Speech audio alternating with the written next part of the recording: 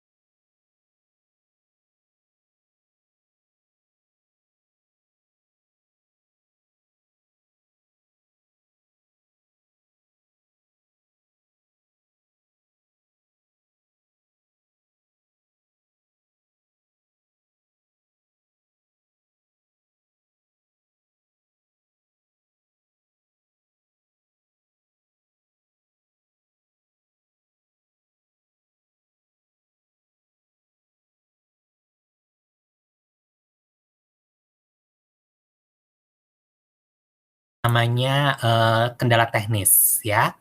Coba Mbak Pipit sekali lagi, bersuara sedikit aja bisa nggak ya? Nggak bisa juga, nggak apa-apa. The show must go on ya. Karena Mbak Pipit nggak bisa, berbicara dan juga nggak bisa mendengar, nggak tahu ada kendala teknis di mana, padahal kita sudah briefing sebelumnya, pas sebelumnya sih semuanya ada ya. On behalf of Mbak Pipit, aku akan melakukan presentasi ini, tapi Mbak Pipit juga nanti akan, akan menjawab pertanyaan itu melalui hubungan telepon. Jadi ketika Q&A, kita akan terus bisa melakukan tanya jawab secara langsung ya, tapi melewati telepon. Nah, sebelumnya aku akan mempresentasikan dulu nih apa yang ingin Mbak Pipit, presentasikan. Jadi on behalf of Ervina Savitri, Molly akan memberikan presentasinya ya. Siap. Oke. Jadi sekali lagi selamat datang di Study in Holland online series #di rumah aja. Ini merupakan sebuah step kedua.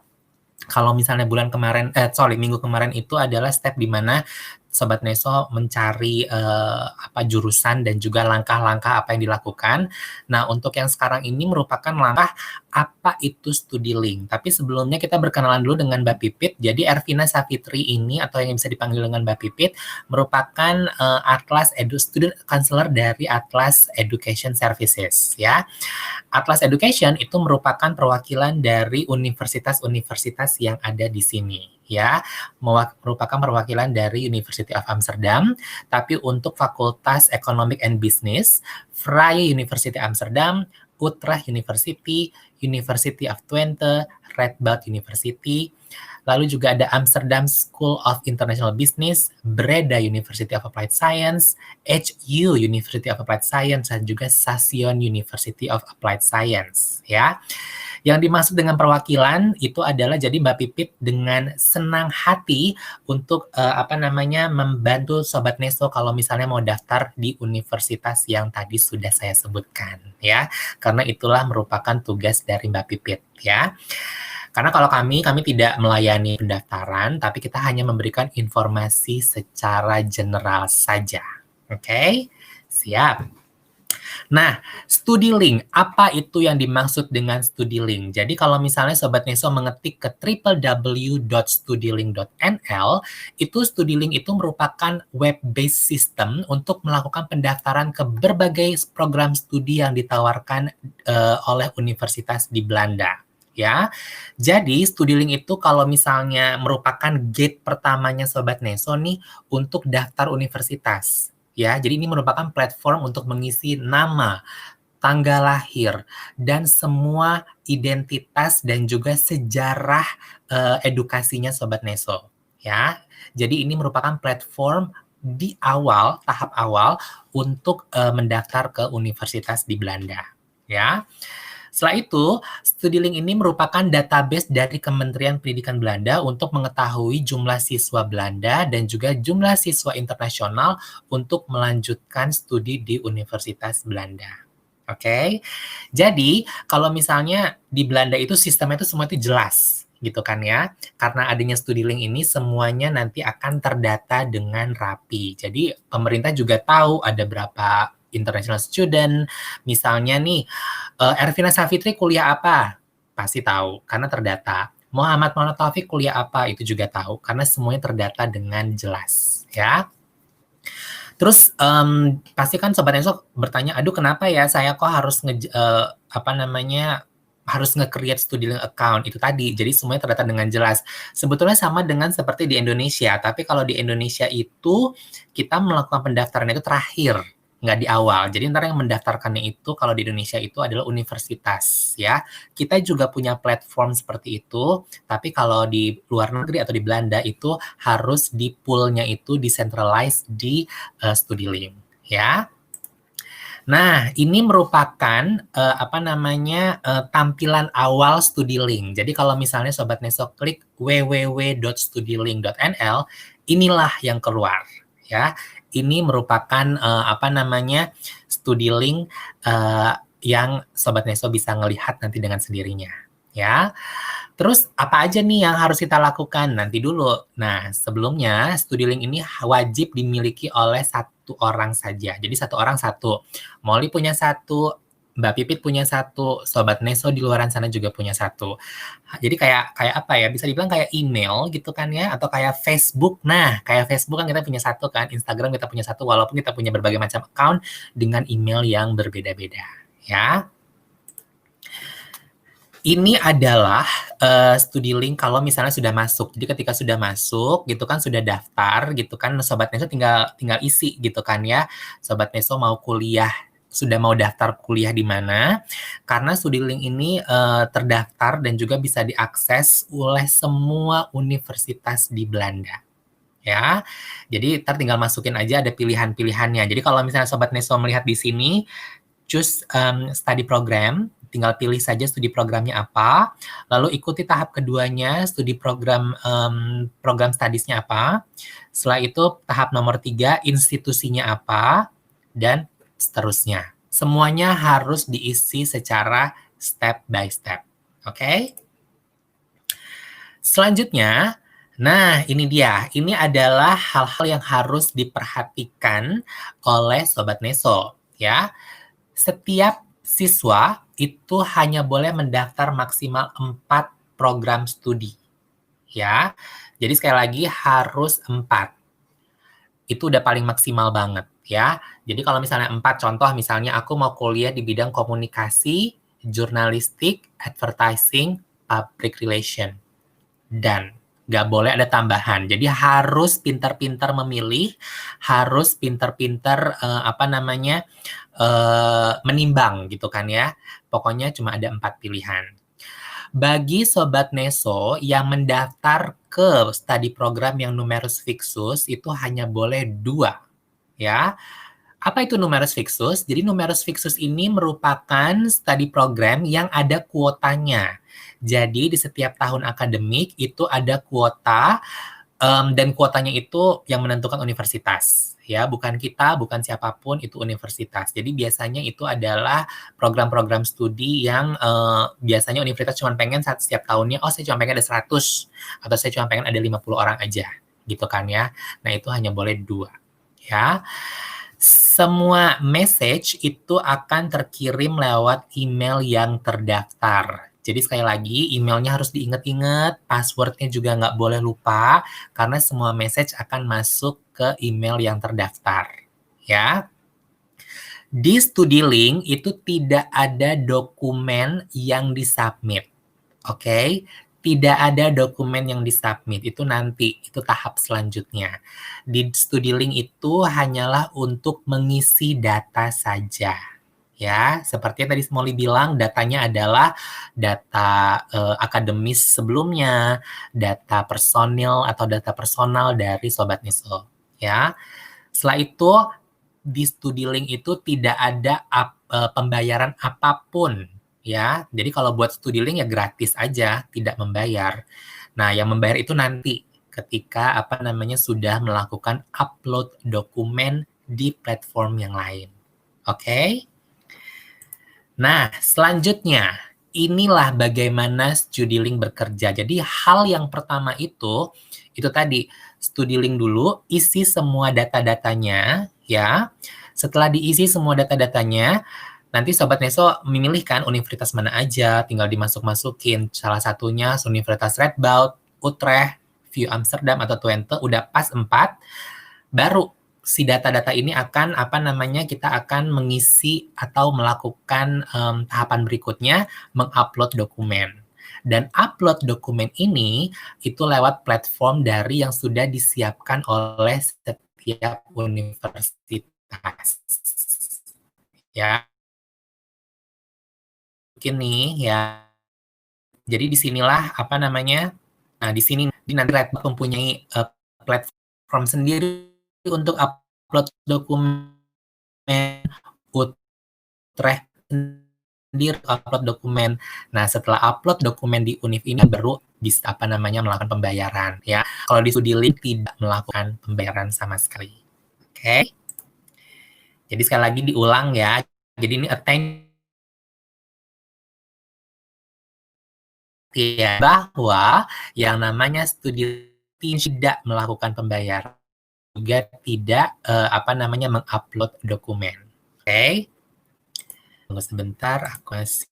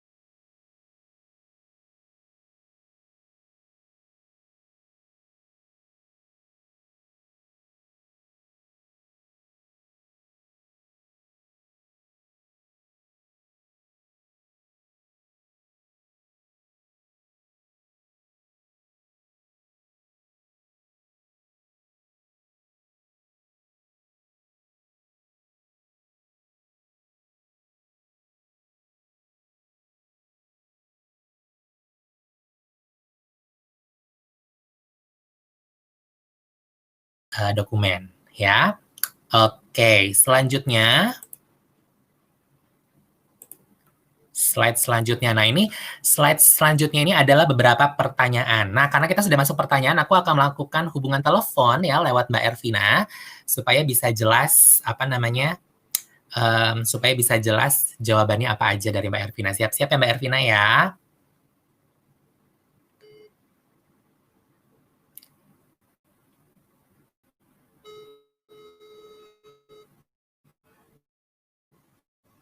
Oke. Mbak Pipit, selamat sore. Ya, sore. Ya, karena kita udah masuk ke pertanyaan yang teknis banget nih Mbak. Jadi kalau misalnya nih, kita sudah membuat StudiLink account, tapi kita lupa nih sama username sama password-nya. Kita harus gimana? Apa yang harus kita lakukan nih, Mbak?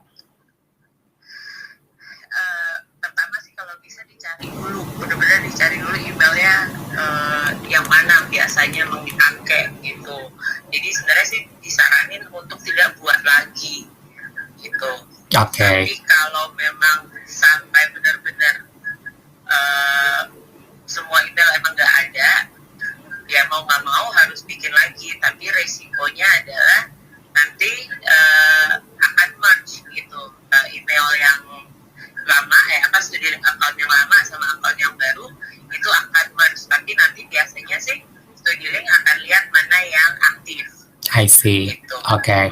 Aku jelasin dulu ya Mbak ya, tunggu sebentar ya. Oke.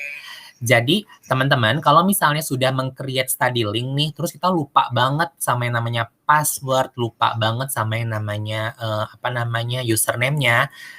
Yang pertama memang jangan panik gitu, karena coba diingat-ingat dulu password-nya, coba diingat-ingat dulu username-nya, karena kalau bisa nih, Sobat Neso harus punya satu email dedikasi untuk StudiLink, ya, dan ditulis email dan juga password-nya apa, username-nya.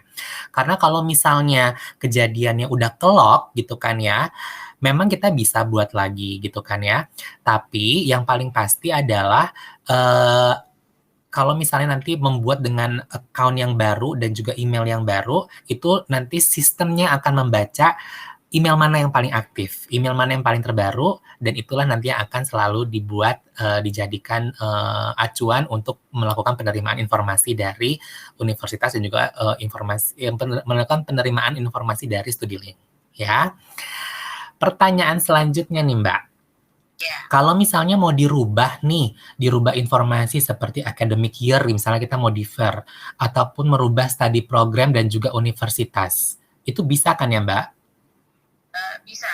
Jadi memang kan kayak untuk memilih universitas itu misalnya 4 itu nggak paten udah begitu aja gitu. Tapi kalau misalnya ternyata salah satunya rejected atau at the end gue nggak perlu nih yang satu gitu, boleh di cancel aja aplikasinya, mana yang mau di cancel aja, habis itu diganti sama yang baru. Itu untuk yang kalau mau ganti study program. Nah, tapi kalau misalnya mau detailsnya mau diganti, bisa ke bagian yang details kan tadi ada tuh ya di sebelah kanan, nah itu diganti aja bisa. Oke. Bahkan emailnya mau diganti pun juga bisa. Siap. Oke. Aku jawab dulu ya Mbak ya. Nah, kalau misalnya nih teman-teman mau mengganti seperti academic year, study program, universitas ataupun email, itu bisa banget ya. Karena sekali lagi, StudiLink itu memang sistemnya itu sama banget kayak kita membuat email ataupun Facebook. Jadi kalau misalnya ada detail-detail yang mau diganti, itu sangat dipersilakan ya, dan itu bisa banget ya. Nah, nanti kita akan ke pertanyaan teknis seperti pertanyaannya Agus dan juga pertanyaan Putra. Nanti kita akan jawab semua, tenang aja. Silahkan semua pertanyaan kalau misalnya mau ditaruh di chatbot, nanti akan kita jelasin satu persatu ya. Lalu, tips and trick. Nah, ini yang paling penting banget nih, tips and trick yang harus diingat sama Sobat Neso tentang StudiLink ya. Yang pertama, gunakan email address yang tidak tercampur dengan urusan pribadi. Jadi, pengalaman aku juga ini benar-benar ngebantu banget ketika kita melakukan apply ke universitas gitu kan ya, atau mau merencanakan sekolah ke luar negeri, kita buat satu email profesional, itu dedikasi banget untuk urusan universitas dan juga urusan StudiLink. Jadi nggak ada informasi lain yang masuk dan hanya itu saja yang nanti akan masuk ya. Pilih password yang mudah diingat dan juga gunakan password yang sama untuk semua urusan pendaftaran universitas ya. Jadi lagi-lagi supaya nggak bingung, supaya account-nya nggak ke-lock dan juga supaya bisa keinget semuanya. Kadang-kadang kita suka kebanyakan password, suka lupa kan. Nah, tapi dengan adanya password yang sama untuk satu urusan ini, urusan studi di Belanda, itu dijamin semuanya lancar ya. Setelah itu isi data diri dengan benar, terutama nama lengkap sesuai dengan paspor ya. Lagi-lagi sebelum disubmit harus double and triple check dan semuanya benar. Karena gini Sobat Nesa, kita sebagai yang punya nama, sebagai yang punya nomor identitas, kadang-kadang emang suka kejelimet gitu kan ya. Nah, harus dicek nih double atau triple check ya, supaya semuanya nggak salah ya. Oke, sekarang kita akan memulai yang namanya Q&A. Karena StudiLink ini teknis banget, jadi semua pertanyaan yang berhubungan dengan teknis itu akan kita jawab semuanya. Sobat Nesa siap-siap untuk sesi pertanyaan ini. Aku akan merubah dulu ke Q&A mode ya, supaya nanti semua pertanyaan bisa bisa dijawab ya. Oke, Mbak Pipit sudah siap ya Mbak Pipit ya? Ini dia pertanyaannya Mbak. Mbak bisa ngebaca kan kalau untuk pertanyaan ya? Ya, bisa ya. Ini pertanyaan dari Yuli. Apa definisi StudiLink aktif atau nggak aktif? Karena jarang dibuka setelah gagal berangkat atau gimana nih Mbak? StudiLink sih sebenarnya pasti aktif sih. Meskipun misalnya udah tahun lalu bukanya, bikin account-nya, terus gagal, baru tahun depannya lagi mau apply lagi, akan selalu aktif, nggak akan pernah tidak aktif, nggak pernah. Intinya harus ingat password sama user ID-nya ya? Ya. Sip. Kepada Yuli, jadi sebenarnya StudiLink itu akan aktif sampai kapanpun juga ya. Intinya harus hafal yang namanya username dan juga passwordnya supaya bisa masuk dan juga bisa update semua details yang ada. Ya. Pertanyaan selanjutnya. Dear Nesa, saya mau bertanya nih, saya telah menyelesaikan S1, namun belum mendapat ijazah. Apakah saya belum bisa update education S1 saya? Dan apakah ada bukti yang dibutuhkan untuk verifikasi ijazah S1? Ini gimana, Mbak? Belum mendapat ijazah, nggak masalah, tulis aja update-nya, update education, tetap S1 bachelor, gitu. Nah, untuk verifikasi ijazah itu kan baru nanti ya, setelah dapat baru harus disubmit ke universitas. Jadi masih nggak salah gitu. Nah, untuk pendaftaran kemungkinan bisa dipakai dengan surat kelulusan ya, SKL kalau kayak gitu. Jadi pakai SKL dulu, begitu ijazah diterima baru mereka akan ganti dari conditional offer jadi enroll. Oke. Nah, jadi Putra, kalau misalnya Putra sudah menyelesaikan S1 tapi belum dapat ijazah, nggak masalah. Karena sekali lagi di StudiLink tidak ada upload-upload dokumen, ya. Jadi silakan diisi dulu, misalnya bachelor, katakanlah bachelor economics, silakan diisi. Tapi nanti untuk upload dokumen ke platform universitasnya, ijazahnya belum ada, masih bisa pakai SKL atau surat kelulusan, ya. Sudah oke? Siap. Selanjutnya, kalau ini sih aku bisa jawab nih. Jadi Eko, kalau mau daftar StudiLink itu sebelum daftar ke Universitas Belanda, ya. Karena ini merupakan tahap paling awal. Jadi kalau misalnya mau daftar ke Universitas Belanda, harus daftar dulu atau buka StudiLink-nya, ya. Sip. Selanjutnya, ini dia.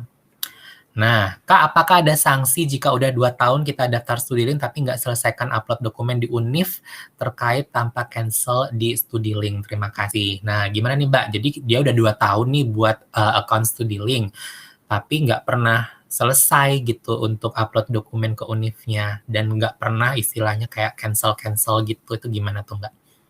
Ya, nggak masalah, nggak akan ada sanksi juga, akunnya juga akan tetap aktif sama masih bisa dibuka. Masih aman, bisa dibuka, nggak masalah, nggak ada sanksi. Oke, pokoknya untuk ini Agus nggak ada sanksi apa-apa gitu kan ya, walaupun belum menyelesaikan istilahnya pendaftaran, walaupun belum nggak beres gitu melakukan upload dokumennya, sekali lagi tidak ada sanksi ya. Oke, nah ini tadi agak pertanyaan sedikit menyimpang dari StudiLink, cuman sebentar sama aku akan hapus dulu beberapa pertanyaannya, tunggu sebentar. Nah, pertanyaan dari Natali nih Mbak, Kak, untuk numerus fixus apakah terlihat di StudiLink atau di setiap universitas atau fakultinya? Atau gimana nih? Atau kita perlu cek lagi ke website universitasnya? Gimana kalau dari pengalaman Mbak Pipit sendiri? Di studi link sendiri sebenarnya akan kelihatan ada tulisannya numerus fixus. Jadi misalnya kayak International Business Administration dalam kurung numerus fixus gitu. Ini pasti kelihatan juga di studi. Oke, jadi kalau mau lihat website universitas juga pasti akan kelihatan juga. Siap. Jadi Natali, nanti di StudiLink itu juga ada tulisan numerus fixus, ya. Jadi ketika ntar milih studi program tuh ya, itu nanti besok ada keterangannya numerus fixus. Jadi itu pasti terlihat. Dan kalau misalnya mau make sure juga bisa cek ke website universitasnya mana-mana aja yang numerus fixus, ya. Mudah-mudahan jelas ya. Oke, selanjutnya. Nah, dari Dwiki Danang Kuncoro, gimana nih Mbak? Apabila kita melakukan delete account, apakah semua informasi akan terreset dan kita mulai lagi dari awal? Iya, kalau delete account ya otomatis semuanya reset, jadi emang harus mulai lagi. Oke, jadi kalau pilihan delete account itu ada ya? Agak jarang sih sebenarnya, tapi kalau emang ada yang mendelete ya berarti harus ulang lagi dari awal. Oke, jadi betul Dwiki, kalau misalnya delete account itu semua informasi akan ter-reset semuanya dan harus mulai dari awal lagi, ya. Oke, ini dia. Nah, dari Gregorius Nico. Jadi nih Mbak, untuk di StudiLink itu kan hanya boleh 4 program atau 4 univ ya. Karena dijelaskan pada contoh How StudiLink itu 4 univ. Oh oke, jadi ini kita akan clarify. Ini sebenarnya gimana sih Mbak? 4 univ atau 4 studi program? 4 studi program. Oke, tapi kalau jadi walaupun aku dari univ yang sama, 4 studi program, tapi juga boleh 4 univ? Boleh. Jadi misalnya mau IBA gitu ya, International Business Administration, yang mau 4-4-nya ya pasti 4 unitnya beda gitu. Tapi kalau misalnya tertariknya, pokoknya saya maunya tetap di Vrije Universiteit gitu. Ya udah, berarti misalnya ada IBA di FU, satu lagi Business Analytics di FU, boleh. Terus habis itu jadi artinya 4 itu boleh 4 unit, boleh 4 program. Pokoknya intinya 4 program sih. Gimana? Ya boleh. Siap ya. Jadi kepada Gregorius Nico intinya 4 ya. Mau 4 univ, mau 4 program sangat dipersilakan. Contoh kasus ya, misalnya jurusan International Business Administration. Itu misalnya ada di ini aku benar-benar random aja ya, ada di Vrije University, IBA yang Vrije University, terus ada International Business di University of Amsterdam, ada International Business di katakanlah di Leiden, International Business yang ada di Utrecht gitu kan ya, nah itu 4 gitu kan ya. 4 univ yang beda tapi jurusannya sama. Mau 4 studi program yang sama, berbeda itu juga bisa dari satu univ ya, atau mau dari 4 studi program yang berbeda dari 4 universitas yang berbeda itu juga boleh. Tapi lagi-lagi harus di satu ranah ini ya, ranah satu ranah background ya kayak tadi aku bilang misalnya komunikasi, advertising, public relation sama satu lagi journalism. Kan itu satu ranah yang sama ya. Mudah-mudahan jelas ya. Selanjutnya. Nah, dari Rifki Ulul Asmi. Kak, saya pernah apply di salah satu univ di Belanda dan sudah mendapat telepon dari sana, tapi saya belum bisa memenuhi semua persyaratan dan itu sudah 2 tahun yang lalu. Apakah saya tetap bisa melanjutkan pendaftaran saya yang dulu? Gimana Mbak Pipit? Pendaftaran akan dimulai lagi dari awal lagi. Jadi meskipun udah lengkap dokumennya pun, tetap kalau di postpone tahun berikutnya akan mulai lagi dari awal lagi pendaftarannya. Prosesnya mulai dari awal. Oke, jadi kepada Rifki, proses pendaftaran akan dimulai lagi dari awal. Ya, benar-benar kembali lagi ke nol, gitu kan ya, kembali lagi back to basic. Jadi silahkan memenuhi semua dokumen dari awal lagi, ya. Oke, itu kayaknya semua pertanyaan sudah di-publish dan kita masih banyak pertanyaannya. Terima kasih banyak ya. Kayaknya it works Mbak kayak gini. Oke, nah gimana nih dari Michael? Dear Neso, saat mengisi previous education, kita diminta memilih studi program from the following list. Namun tidak terdapat pilihan bachelor or master. Kita sebaiknya memilih yang mana ya? Gimana Mbak Pipit dengan kasus dari Michael? Maksudnya gimana ini? Jadi kan katanya dia memilih mengisi previous education. Kita diminta memilih study program from the following list. Tapi nggak ada. Ini apa namanya, kayaknya nggak ada di pilihannya. Nah, itu gimana? Oke, kepada Michael, kita minta keterangan selanjutnya. Ini maksudnya apa? Mbak, ada pertanyaan selanjutnya? Ya, sebenarnya kalau previous education, kalau yang di studi link, kayaknya bisa ditulis langsung aja sih. Misalnya dia tujuannya ke master, previous education dia bachelor, berarti langsung ditulis previous education-nya bachelor in apa. Oke. Jadi buat Michael, kalau misalnya nggak ada, nih tinggal langsung ditulis aja secara manual. Jadi Bachelor of, katakanlah Bachelor of Economics gitu kan ya. Nah, tinggal ditulis aja secara manual kalau misalnya nggak ada pilihan drop down-nya. Oke, Michael? Oke, selanjutnya. Nah, Kak, kalau aku sementara S1 di Indonesia, tapi pengen ngambil S1 juga di Belanda sebelum lulus S1, apakah bisa?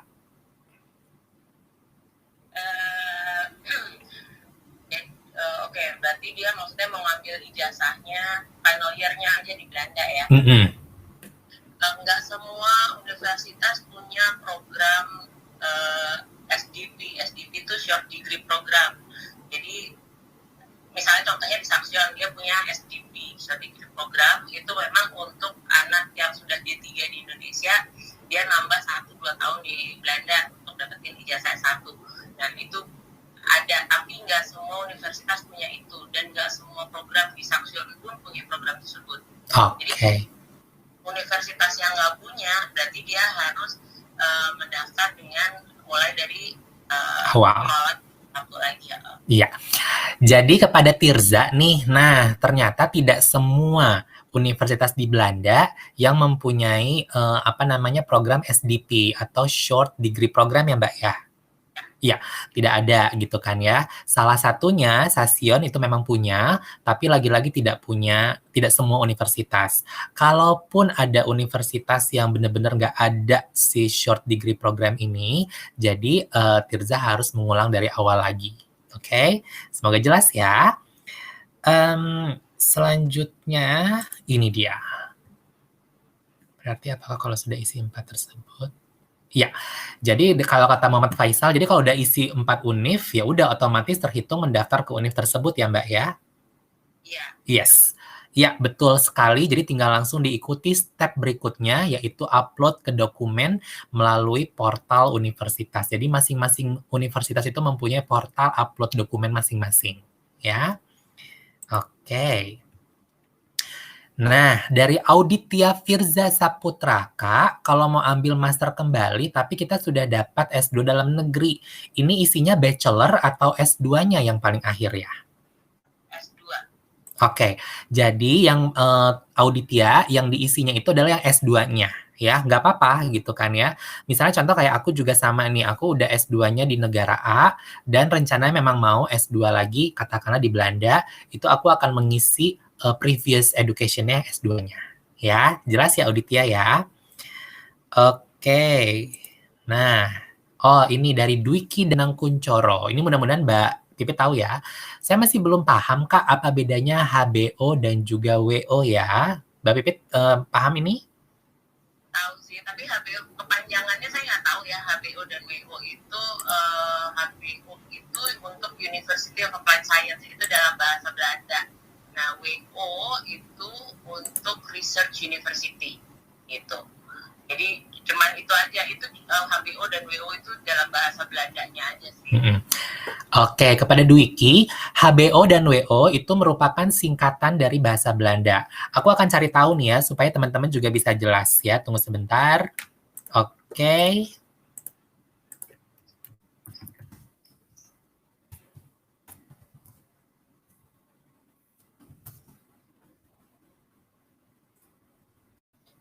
Nah, jadi ini bahasa Belanda ya teman-teman ya. Untuk HBO itu adalah sebenarnya HBO itu bahasa Inggrisnya adalah University of Applied Science.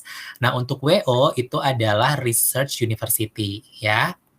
Nah, HBO itu lagi-lagi aku nggak bisa ngomong bahasa Belandanya, intinya sih itu bahasa Belanda. Tapi kalau WO itu adalah yang University of Applied Science, ya. Mudah-mudahan jelas ya, Dwiki ya. Oke, pertanyaan selanjutnya. Ya, betul. Jadi Gregorius Nico, kalau mau ambil atau mau daftar di StudiLink itu maksimal 4, ya. Kalau misalnya kita hanya ambil kurang dari 4, oh boleh banget, ya nggak apa-apa. Pokoknya maksimal 4, ya. Kalau misalnya mau daftar 1 juga nggak masalah. Nggak masalah sama sekali, ya. 1 merupakan pilihan yang benar-benar utama banget, go on and go ahead, ya. Tapi kalau misalnya 4, mau masih menimbang-nimbang, sangat dipersilahkan, ya. Oke. Nah, dari Winda nih, Kak, misalnya aku udah ada akun StudiLink dan berencana daftar S2, tapi aku masih di semester akhir dan lulus bulan Januari. Apakah bisa? Lagi-lagi bisa ya, Mbak ya? Iya, bisa banget. Tadi juga ini pertanyaan yang sama dengan yang sebelumnya. Bisa banget, Winda, karena StudiLink itu hanya mengisi. Jadi silakan diisi sesuai dengan data yang sudah ada. Nah, pada saat urusan menguploadnya, baru nanti diupload pada saat kalau sudah dapat SKL ataupun ijazahnya, ya. Siap. Ini aku hilangkan dulu. Nah, dari Eriantono, apakah ada universitas di Belanda yang free application fee untuk program master? Silakan Mbak Pipit. Ada sih, ada. Ya kalau di aku, Twente salah satunya yang free itu untuk master. Tapi di luar sana ada ya tetangga kita, Groningen itu juga setahu aku free sih. Tapi I'm not sure. Oke. Iya. Nah, Kenapa, kan? iya. Lagi-lagi dari semua universitas Belanda yang ada di Belanda, itu tetap ada yang free application. Tadi yang sudah Mbak Pipit bilang. Silakan, Mbak.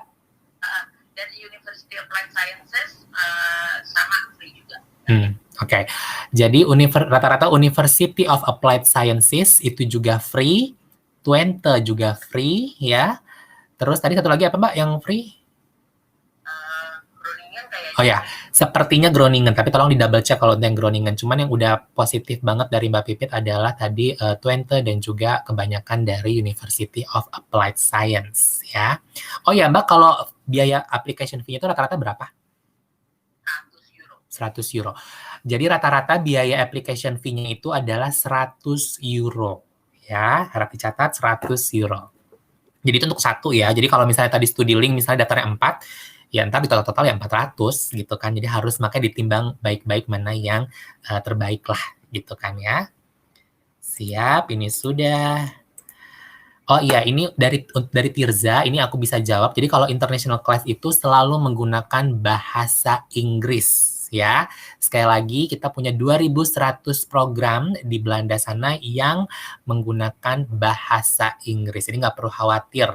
Tapi mau belajar bahasa Belanda sangat dipersilahkan. Itu juga digunakan di kehidupan sosial. Ya, tapi kalau di kelas pakai bahasa Inggris. Oke? Siap. Jadi ini sudah dijawab.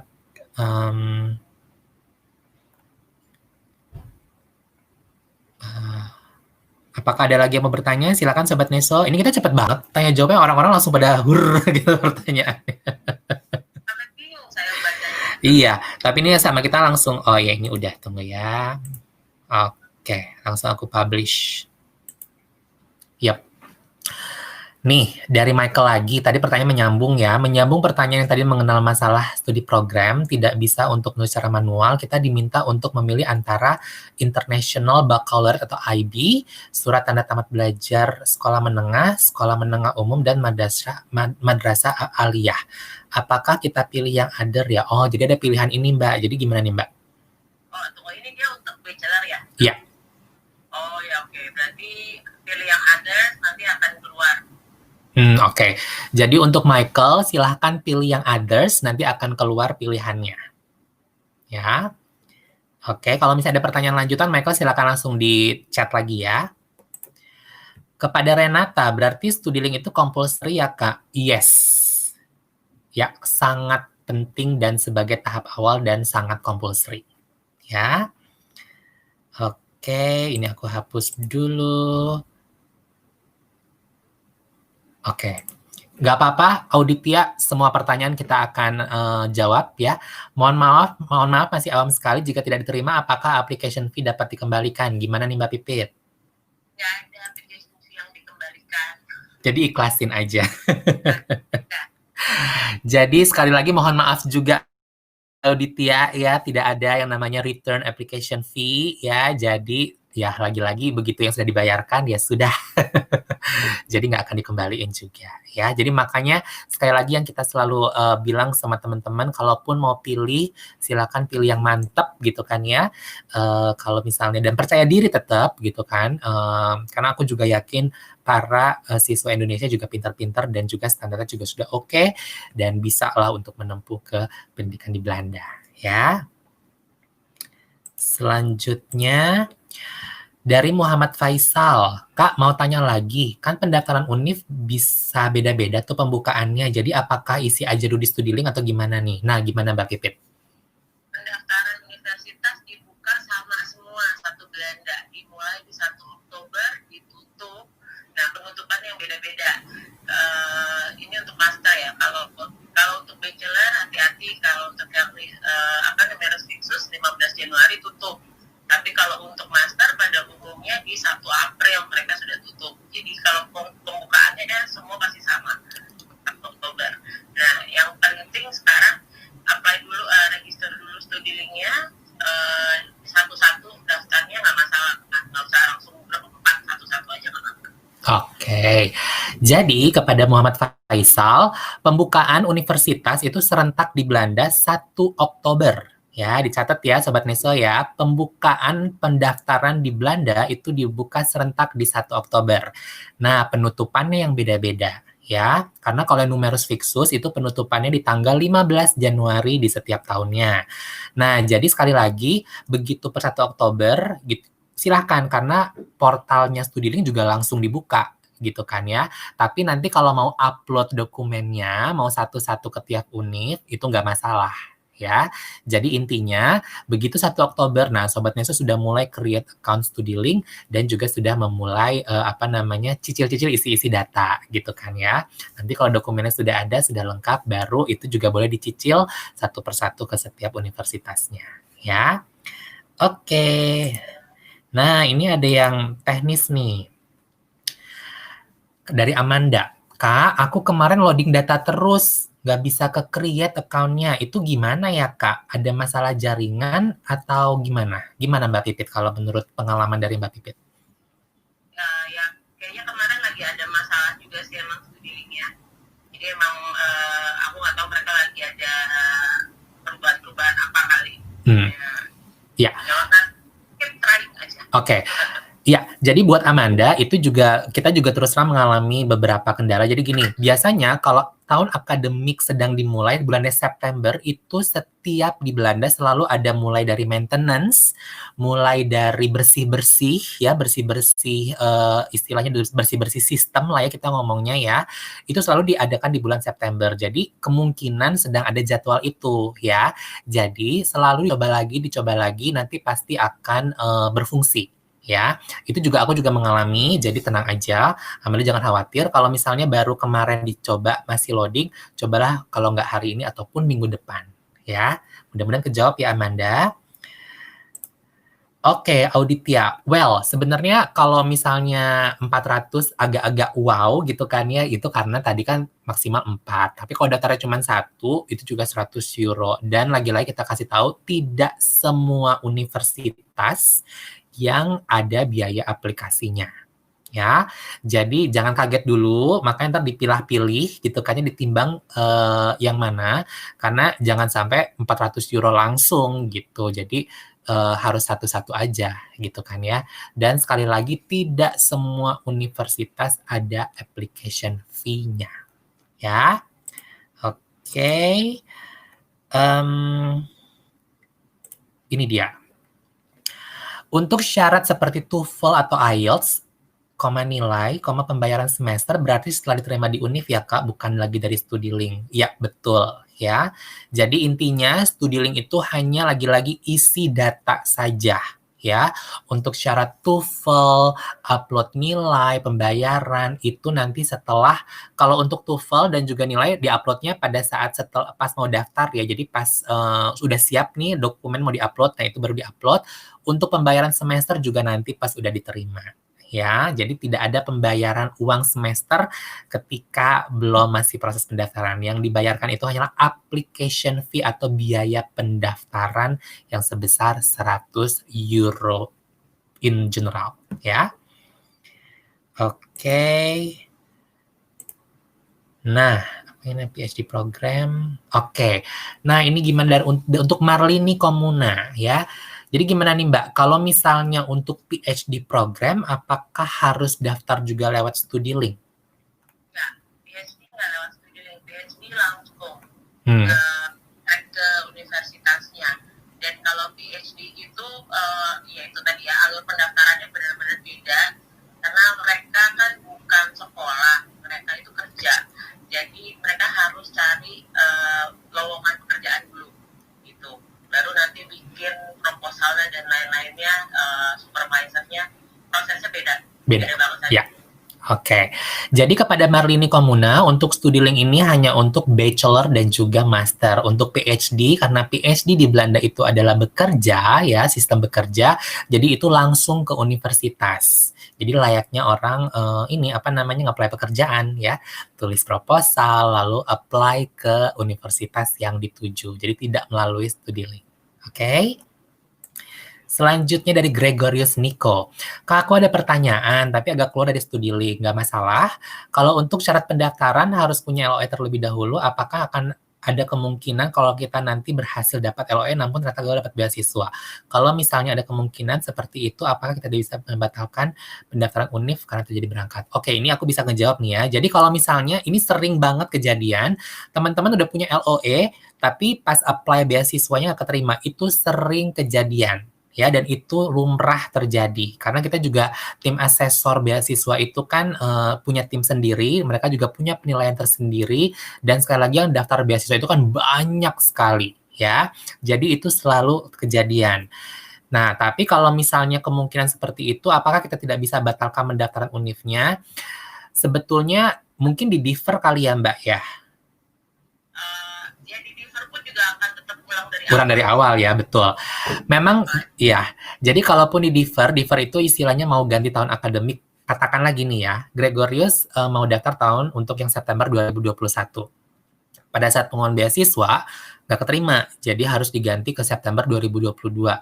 Itu tetap aja akan memulai pendaftaran dari nol lagi. Kecuali kalau Gregorius mau membayar biaya pendidikannya, biaya sendiri. Ya, jadi itu penjelasannya. Oke. Nah, dari Tommy, Dear Neso, apakah ketika memilih 4 program studi di StudiLink maka harus membayar 4 application fee? Jawabannya betul, harus membayar 4 ya, tapi bisa istilahnya dibayar kayak satu persatu gitu kan ya Mbak ya? Ya, kenapa dibayar satu persatu? Misalnya kayak gini, ini contoh ya, aku tadi sudah memilih program journalism di Vrije University of Amsterdam. Aku udah upload dokumen, ya aku bayar 100 gitu kan ya. Tapi kalau belum aku upload dokumen, ya nanti aja bayarnya pas upload dokumen. Jadi nggak serentak pada saat yang bersamaan. Ya, mudah-mudahan jelas. Selanjutnya, oke. Dear Neso mau tanya, apa kita cek status penerimaan dan aplikasi dari awal sampai akhir seluruhnya di StudiLink? Kalau diterima di lebih dari 1 program dari maksimum 4 program, apa kita harus memutuskan pembatalan ke UNIF yang bukan pilihan kita? Apa kita atau kita juga harus memilih salah satu dari program? Nah, ini gimana nih, Mbak? Ini pasti banyak kejadian ini. Cerita udah daftar ke-4. Sebenarnya pilihan ada di kita ya. Pilihan dari kita. Mau di cancel yang mana yang dipilih ya udah itu yang dilanjutin. Dan cancelnya kan di StudiLink ya Mbak ya? Iya, cancel program semua melalui StudiLink. Ya, dia cek penerimaan aplikasi, penerimaan pendaftaran sebenarnya semuanya akan dari universitas. StudiLink tuh benar-benar cuman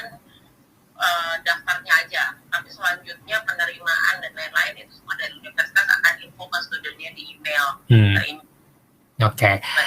Sip. Terus ya, kalau lebih dari satu program maksimum kita memutuskan ya harus kalau mau memilih ya akhirnya udah ada satu yang dipilih yang tiga mau lagi ya cancel aja dari studi link cancelnya. Oke. Jadi Mark, kalau misalnya udah dapat satu nih, misalnya katakanlah gini, Mark keterima di 4-4-nya, ya. Mau pilih salah satu, itu keputusan ada di tangan Mark. Silahkan mau pilih yang mana, ya.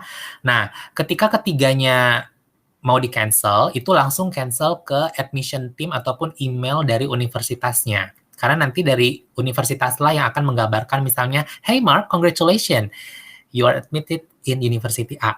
Gitu kan ya. Nah, kalau misalnya mau di-cancel, silakan dibalas email itu bahwa I'm really apologize that I'm gonna take University B. Atau nggak mau disebut alasannya juga dipersilakan, tapi kalau menurut aku, lebih baik jujur dan silakan sampaikan alasannya yang benar apa. Ya, mudah-mudahan jelas ya Mark ya. Oke, ini kita emang agak sedikit molor aja, kita mulai agak sedikit molor, nggak apa-apa Mbak Pipit ya? Iya, santai aja ya. Ini kalau nggak salah udah, aku mau delete dulu yang udah. Nah, yang ini yang mau aku publish. Ini udah, sorry, tunggu sebentar. Soalnya lagi banjir banget pertanyaannya. Oke, dari Michael lagi. Melanjutkan lagi nih Kak, di bagian verification status ada keterangan previous education must be verified by the institution. Cara verifikasinya gimana ya Kak? Nah, gimana nih Mbak Pipit? Udah nggak usah diapa-apain nanti itu artinya mereka akan kasih notif jadi dari studi link akan notif ke universitas nanti baru dari udah nggak ada lagi yang harus dikerjain. Oke. Kita tunggu email dari universitas saja. Oke. Jadi intinya Michael, ketika ada keterangan previous education must be verified by the institution, cara verifikasinya gimana? Abaikan saja, karena nanti ini adalah sistem studi link yang akan memberikan kabar ke universitas dan universitas yang akan memberikan kabar kepada Michael. Jadi tolong jangan diapa-apain, hanya diabaikan saja ya. Oke. Dari Nada, Kak, untuk daftar beasiswa, kalau ini aku yang jawab, untuk daftar beasiswa harus menunggu LOE. Terus apa mungkin kalau LOE-nya baru dikeluarkan? Betul. Jadi ini lagi-lagi sering kejadian nih Nada ya, makanya kalau bisa daftar universitasnya itu per 1 Oktober ya.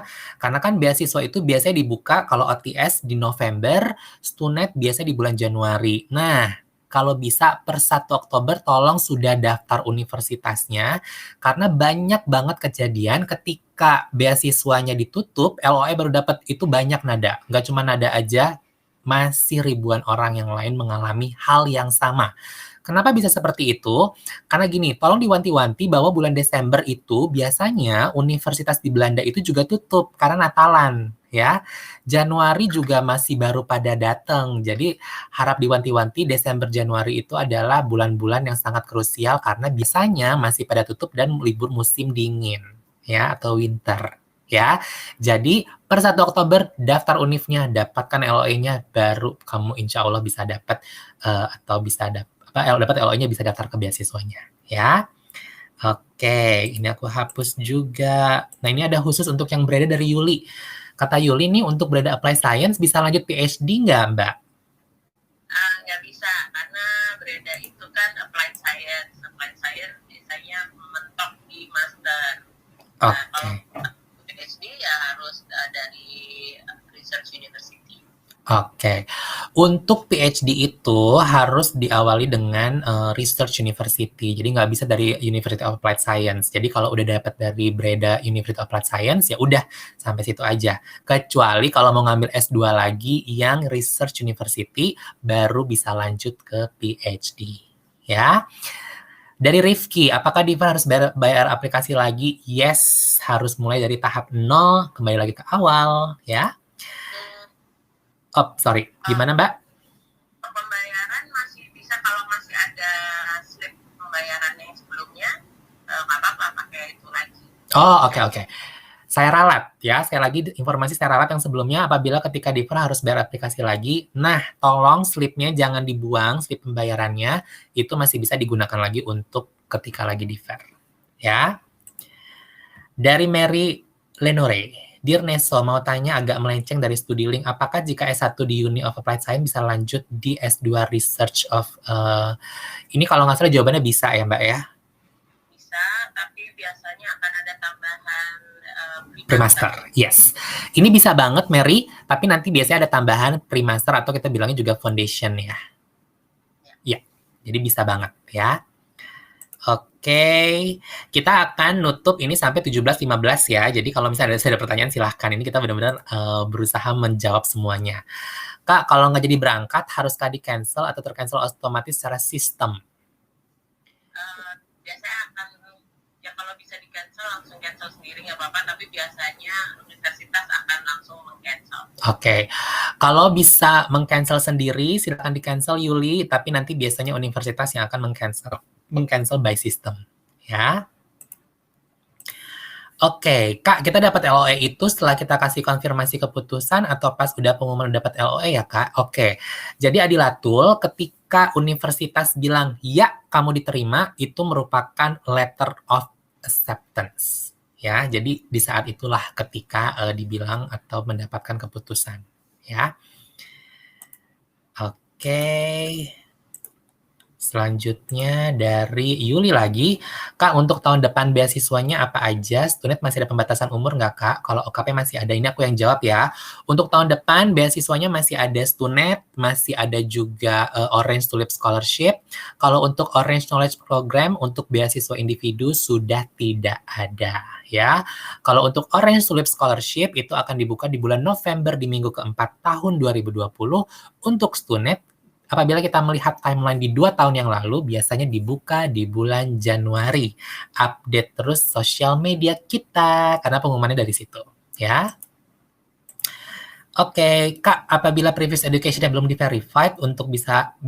Jadi sekali lagi, Putra, kalau ada tulisan verification of your previous education, lagi-lagi tolong abaikan saja, silakan lanjut ke step berikutnya, karena nanti sistem yang akan melakukan hubungan ke universitas. Jadi ntar pasti universitas yang akan menghubungi kamu melalui email. Oke. Bisa nggak setahun ambil 2 universitas, 1 apply, 1 research? Kira-kira gimana nih Mbak Pipit? Bisa meninggal. Nggak bisa ya, 1 aja udah berat ya Mbak ya? Iya, nggak bisa Yuli, 1 aja udah berat. Aku udah pernah ngalamin ya, itu berat banget. 1 master itu luar biasa loh ya. Jadi 1-1 aja dulu ya. Kalau mau pun setelahnya. Jadi kayak aku lanjut. Jadi setelah 1 master, aku lanjut lagi ke master berikutnya itu bisa ya. Oke, Kak kalau kuota beasiswa gimana? Untuk Katronada, kita kalau kuota itu sebetulnya tidak ada. Kita tidak pernah ada kuota. Tapi kalau Orange Tulip Scholarship ada kuotanya. Lagi-lagi kita juga belum tahu kuotanya karena itu dari universitas. Kita tahunya nanti di bulan November, minggu keempat. Ya. Holland Scholarship masih ada nggak Kak? Masih ada Amanda ya, akan dibuka di bulan November juga di tahun ini. Jadi langsung lihat di website kita www.nesoindonesia.org.id/Holland Scholarship. Oke, dan Oke, ini pertanyaan satu lagi. Kak, maaf kalau masih basic banget, ini full tuition fee aja atau sama living cost? Kalau Stunet itu fully funded, itu akan menutupi tuition fee dan juga living cost. Tapi kalau misalnya Orange Tulip Scholarship, itu kita belum tahu skemanya. Karena setiap universitas punya skema beda-beda. Dan sebetulnya in general OTS itu adalah general tuition fee waiver aja. Jadi cuma dikasih potongan biaya pendidikan 30%. Dan kita juga belum tahu kalau misalnya skemanya kayak gimana itu di bulan November untuk OTS ya. Kalau Stunet full scholarship.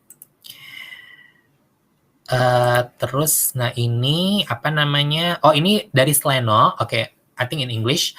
I want to ask for your opinion about taking a direct master lecture or choosing to take the job first graduate. Okay, in my opinion, Seleno, actually it depends. But in my opinion, you should take job first and then master degree.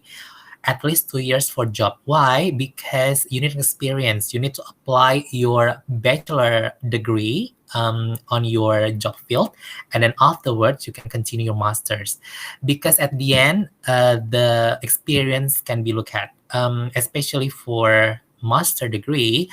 At some master program you need to have experience. I think in business, ya nggak sih Mbak? Biasanya kalau bisnis suka pakai pengalaman kerja kan ya? Ya. Ya. Kalau MBA, MM yang lebih ke bukan yang research, harus pakai pengalaman kerja 2 tahun. Yeah. Jadi, okay. So for Selena, job experience is really important. So in our opinions, you should take job first and then continue your masters, because at some master's program, you really need job experience for 2 years at least. Okay, hope that helps. Oke, kita masih ada 4 menit lagi. Buat Rinda, untuk student apakah mengutamakan yang sudah memiliki pengalaman kerja atau sama saja peluang untuk fresh graduate? Untuk dari tahun ini sampai tahun selanjutnya diutamakan yang sudah punya pengalaman kerja 3-4 tahun. Setelah itu, dari Michael mau nanya mengenai beasiswa, Kak. Umumnya setelah kita accept LOA yang sudah diberikan, apakah langsung diminta bayar tuition fee? Karena bagi teman-teman yang ngejar beasiswa belum pasti masuk universitas tidak mendapat beasiswa.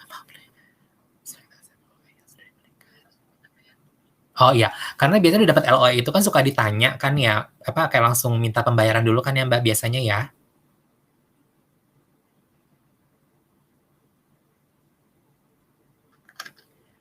Karena biasanya gini, biasanya itu suka ada ini Michael, ada jeda waktu dulu. Jadi ketika kamu dapat LOE, nanti ada statement yang menyatakan bahwa, hey Michael, tolong bayar pembayaran misalnya tanggal sekian, dan itu jedanya biasanya lama. Ya, tapi kamu juga bisa komunikasikan ke universitas bahwa kamu sedang menunggu beasiswa, ya nanti komunikasi sama universitasnya, nah itu kelanjutannya itu akan menjadi obrolan kamu sama universitas. Tapi biasanya begitu dapat LOE, nanti ada jeda tanggal dan itu lama banget biasanya. Tapi kalau Mbak Pipit tahu nggak kira-kira berapa lama sih dapat LOE sama jeda deadline pembayaran? Tergantung seberapa lama dia mendaftar ya. Kalau ini yang invoice itu, invoice biasanya dikirim di bulan Mei. Nah, deadline pembayaran biasanya di 1 Juli. Gitu. Jadi, ya kalau sudah selesai semuanya, sudah diterima di bulan Maret, ya berarti udah lama banget tuh waktunya. Ya, jadi biasanya tadi kata Mbak Pipit lama banget waktunya, karena biasanya di bulan Mei atau bulan Juli, ya. Tapi kalau misalnya kamu juga daftar dari awal, lagi-lagi jedanya juga bakalan panjang, ya. Oke, ini pertanyaan yang terakhir sebelum kita tutup. Kak, misalnya kita sudah diterima di universitas, tapi kita belum bisa memenuhi persyaratan yang diminta universitas. Apa itu nanti langsung di-cancel oleh UNIF atau kemungkinan kita di blacklist? Nah, gimana menurut Mbak Pipit? Dari Eva Victoria. Nggak akan di blacklist. Nah, yang tidak bisa dipenuhi itu apa? Kalau misalnya dia meng-cancel akhirnya nggak bisa IELTS-nya belum sampai batas waktu yang ditentukan, ya berarti di-cancel aja tapi nggak akan di blacklist gitu. Tapi kalau yang paling ditunggu masih bisa ditunggu sampai agak telat itu biasanya IELTS. Tapi kalau dokumen-dokumen lainnya itu harus sudah disubmit sebelum pembayaran itu. Oke, nah jadi Sobat Neso, kalau misalnya, lagi-lagi nih aku juga tahu informasinya, biasanya UNIF itu selalu ada kayak tanggal-tanggalnya. Katakanlah misalnya IELTS, tolong siapkan di tanggal sekian, dan itu juga lama. Jadi, karena kan IELTS juga ada jadwalnya kan, ujiannya. Jadi, sekali lagi, tidak ada namanya pemblacklistan ya. Dan Sobat Neso juga aku yakin semua dokumen itu pasti sudah punya. Maksudnya sudah punya kayak gimana? Contoh kasar aja ya. Transkrip dan juga ijazah dari universitas itu pasti udah ada kan ya, apalagi yang zaman sekarang sudah dual language ataupun yang sudah dua bahasa, jadi itu sudah bisa langsung diupload. Nah untuk IELTS biasanya memang ada jedanya juga kalau belum siap dan sudah nilainya belum lengkap atau nilainya masih kurang, jadi Sobat Neso jangan khawatir, tidak akan pernah ada blacklist ya. Gitu. Terima kasih semuanya, Sobat Neso. Kita struggle banget dan kita berjuang ya untuk menyampaikan semua informasi. Mungkin Mbak Pipit ada yang mau disampaikan lewat hubungan telepon? Enggak sih, enggak ada. Semoga semuanya jelas aja. Tinggal kontak saya kalau tetap. Oke, aku akan kembali up lagi supaya semua kontaknya jelas. Nah, di sini sudah terlihat ya ada kontak dari Mbak Pipit ya atau Ervina Safitri Atlas Education Services. Kalau semua informasi yang tadi kita sampaikan belum jelas atau masih ada pertanyaan, semuanya bisa langsung ditanya langsung kepada Mbak Pipit. Mbak Pipit, terima kasih sekali sudah hadir secara benar-benar virtual ini kita hari ini ya. Terima kasih sekali Mbak, dan juga terima kasih kepada semua Sobat Neso. Sebelum kita ini mengakhiri kebersamaan kita secara virtual, mohon diisi dulu surveinya ya buat semua Sobat Neso. Walaupun memang ada kendala teknis, tapi sekali lagi semoga informasi yang kita sampaikan semuanya bisa dicerna ya. Dan kalaupun ada pertanyaan, sekali lagi kita punya platform yang semua bisa dihubungi oleh Sobat Neso ya. Dan juga buat Mbak Pipit, saya mau dadah dulu. Terima kasih banyak ya, sampai ketemu lagi.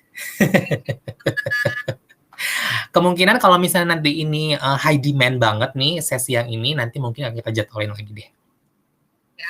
Siap, kalau begitu ya. Siap, terima kasih banyak ya Mbak Pipit, dan selamat weekend buat Mbak Pipit. Bye. Oke, kebersamaan kita juga belum selesai nih sama Sobat Neso. Silakan diisi dulu surveinya ya, supaya kita kedepannya juga bisa memberikan webinar-webinar yang tentunya lebih baik lagi. Dan untuk hari ini kita juga nggak tahu kenapa, mungkin ini benar-benar teknologi ya. Kadang-kadang kita sudah latihan, sudah briefing, tapi tetap ada aja kendalanya.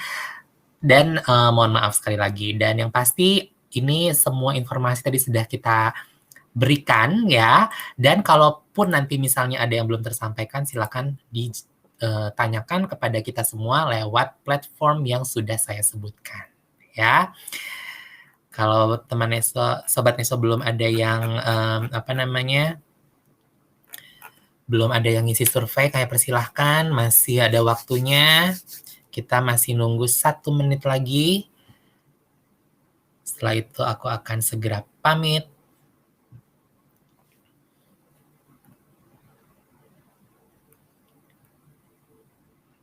Iya. Sekali lagi terima kasih banyak sudah mengisi surveinya, dan terima kasih buat yang sudah hadir ya. Kita sampai ketemu lagi di minggu depan.